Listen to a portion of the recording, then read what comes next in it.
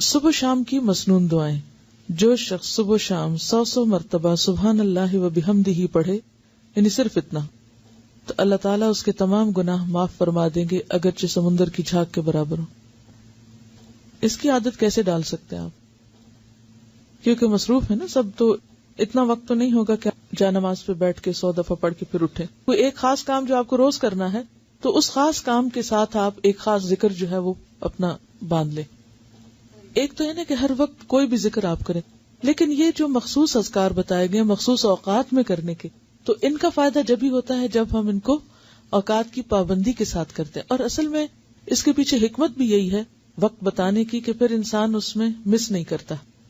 صبح ہوئی، اللہ کی یاد آئی، اور سنت کے مطابق جو آپ صلی اللہ علیہ وسلم نے بتایا وہ ذکر کرنا. ویسے تو آپ کوئی بھی کر سکتے ہیں، ہر ذکر میں فائدہ ہے، لیکن آپ کے نقش قدم پہ چلنا، جہاں آپ نے قدم رکھا وہیں پیچھے رکھنا، اس کا لطف ہی کچھ اور ہے. ٹھیک ہے نا، یعنی اس میں تھوڑا فرق ہو جاتا ہے. پھر چلیے، آپ صلی اللہ علیہ وسلم نے فرمایا صبح شام 3 مرتبہ یہ دعا پڑھنے والا دن اور رات کی تکلیفوں اور نقصان سے محفوظ رہتا ہے. بسم اللہ الذی لا یضر مع اسمہ شیء فی الارض ولا فی السماء وہو السمیع العلیم. صبح شام اس اللہ تعالی کا نام لیتا ہوں جس کے نام کی وجہ سے زمین و آسمان کی کوئی چیز نقصان نہیں پہنچا سکتی، اور وہ سننے اور جاننے والا ہے. آپ صلی اللہ علیہ وسلم اس دعا کو بھی روزانہ صبح شام 3 مرتبہ پڑھتے تھے. اللہم عافنی فی بدنی، اللہم عافنی فی سمعی، اللہم عافنی فی بصری، لا الہ الا انت. اس دعا کو آپ صبح اور شام کے مثلا سنت کے بعد یا فرض کے بعد اگر مقرر کر لیں تو انشاءاللہ تعالی پھر بھولیں گے نہیں. اے اللہ میرے بدن میں عافیت عطا فرما، اے اللہ میری سماعت میں عافیت عطا فرما، یعنی میرے کان ٹھیک رکھ. اے اللہ میری بینائی میں عافیت عطا فرما. آپ کے سوا کوئی بھی معبود نہیں ہے، کیونکہ انسان کی جسمانی صحت اس کی عبادت کے لیے، اس کے کام کاج کے لیے، فرائض کی ادائیگی کے لیے بہت ضروری ہے. تو آپ صلی اللہ علیہ وسلم 3 بار صبح اور شام یہ پڑھتے تھے. اب ویسے تو آپ ایک بار بھی پڑھ سکتے ہیں، لیکن اصل سنت کیا ہے؟ پھر 3 بار پڑھنا. آپ صلی اللہ علیہ وسلم نے فرمایا کہ جو شخص سورہ اخلاص، سورہ فلق اور سورۃ الناس صبح شام 3 بار پڑھے گا تو وہ ہر قسم کی آفت سے محفوظ رہے گا. ترمذی کی روایت ہے. آپ صلی اللہ علیہ وسلم نے سیدہ فاطمہ رضی اللہ تعالی عنہا کو ہر صبح و شام یہ دعا مانگنے کا حکم دیا تھا، یعنی آپ نے اپنی بیٹی کو یہ دعا سکھائی تھی. یا حی یا قیوم برحمتک استغیث فاصلح لی شأنی کلہ ولا تکلنی الی نفسی طرفۃ عین. اے ہمیشہ زندہ اور قائم رہنے والے، آپ ہی کی رحمت کا واسطہ دے کر فریاد کرتا ہوں کہ میرے سب کاموں کو درست کر دیں اور مجھے میرے نفس کی طرف پلک جھپکنے کی دیر کے لیے بھی حوالے نہ کریں. اس کا کیا مطلب ہے؟ مجھے میرے نفس کے حوالے ایک پلک جھپکنے کی دیر بھی نہ کریں. کیوں؟ مجھے مسلسل اپنی حفاظت میں رکھے، میں بھٹکنے نہ پاؤں. ومن یکفر بالطاغوت، تو طاغوت میں سب سے پہلے خود اپنا نفس آتا ہے. ان النفس لامارۃ بالسوء. اور اگر انسان اپنے نفس کی باتیں ماننے لگ جاتا تو کبھی بھی پھر وہ اللہ کی بات نہیں ماننے دیتا.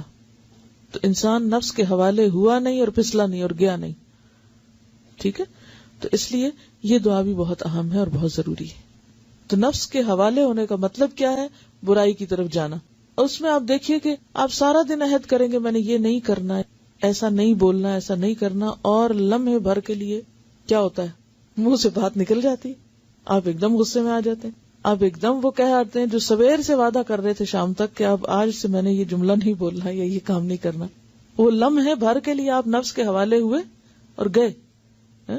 تو یہ دعا بہت ہی زبردست دعا ہے کہ یار اب میں تو اپنے آپ پر، خود پر ایک لمحے کے لیے بھی بھروسہ نہیں کر سکتا، لمحے کے لیے بھی مجھے نہیں ادھر جانا، کیونکہ ہمارے ساتھ نفس بھی ہے، شیطان بھی ہے.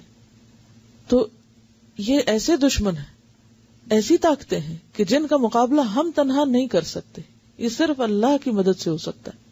اس لیے صبح اور شام، ورنہ بعض اوقات انسان کہے ایک دفعہ تو مانگ چکا، اب اور کیا مانگنا، روز کیا یہی مانگنا. یعنی آپ کے ذہن میں یہ آ سکتا ہے کہ سویرے بھی مانگو، شام بھی مانگو، وہی باتیں، پھر ریپیٹیشن. اس ریپیٹیشن کی ہر سویر کو ضرورت ہے اور ہر شام کو ضرورت ہے کہ ہم بھولنے والے ہیں. پھر سید الاستغفار. آپ صلی اللہ علیہ وسلم نے فرمایا جس نے صبح و شام صدق دل سے سید الاستغفار کو پڑھا اور اسی دن یا رات فوت ہو گیا تو وہ جنت میں داخل ہوگا. اب آپ دیکھیں اللہ تعالیٰ نے بخشش کے کتنے سامان کیے ہیں. ایک چیز کر لو، دوسری کر لو، تیسری کر لو. یعنی یہی اس کی رحمت ہے کہ اس نے چھوڑا نہیں بھٹکنے کے لیے، یا اللہ بندوں پہ ظلم نہیں کرتا. لیکن اگر بندے خود ہی غفلت کے شکار رہیں اور کسی بھی چیز سے فائدہ نہ اٹھائیں تو پھر جبر نہیں کرتا اللہ تعالیٰ. سید الاستغفار یہ ہے: اللہم انت ربی لا الہ الا انت خلقتنی وانا عبدک وانا علی عہدک ووعدک ما استطعت اعوذ بک من شر ما صنعت ابوء لک بنعمتک علی وابوء بذنبی فاغفر لی فانہ لا یغفر الذنوب الا انت. اے اللہ، آپ ہی میرے رب ہیں، آپ کے سوا کوئی عبادت کے لائق نہیں. آپ نے مجھ کو پیدا کیا ہے اور میں آپ کا بندہ ہوں، اور میں اپنی طاقت کے مطابق آپ سے کیے ہوئے عہد اور وعدے پہ قائم ہوں. میں اپنے برے اعمال کے وبال سے آپ کی پناہ چاہتا ہوں. میں آپ کی نعمتوں کا اقرار کرتا ہوں، یعنی جو بھی آپ نے نعمتیں مجھ پر کی ہیں ان سب کا اعتراف کرتا ہوں، اور اپنے گناہوں کا بھی اعتراف کرتا ہوں. یعنی ایک طرف تو نے مجھے اتنا کچھ دیا اور دوسری طرف میرے گناہوں کے ڈھیر ہیں. آپ میرے گناہوں کو معاف فرما دیجئے، کیونکہ آپ کے سوا کوئی بھی گناہوں کو معاف نہیں کر سکتا. یعنی کسی انسان، کسی جن، کسی فرشتے کے اختیار میں نہیں کہ وہ بندے کے قصور معاف کر سکے. اصل معافی اللہ ہی کی طرف سے ہے.